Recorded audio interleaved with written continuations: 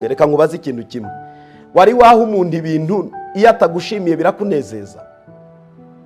Iyo uhaye umuntu ibintu kandi ukabimuha ari ibintu bivuye ku mutima wawe, ukumva ikintu umuhaye uriyambuye, niko kwiyamburiye ikoti ukayimwambika ugasigarana imbeho, none ukazajya kubona ukabona nta gaciro yabihaye, nta nubwo ashobora kugushimira, birakunezeza?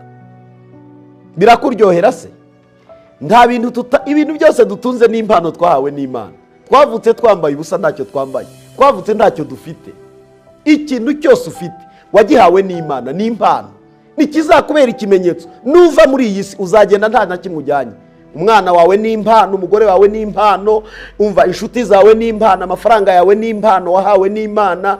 Ikimenyetso cy'ibintu utunze n'ibyo ufite, n'ibyo wabyaye, n'ibyo waronse, nugenda uzagenda wenyine. Nicyo gituma rero ni byiza gushimira uwabiduhaye, kandi iyo mwisoza ryacu baravuga ngo yitabye Imana.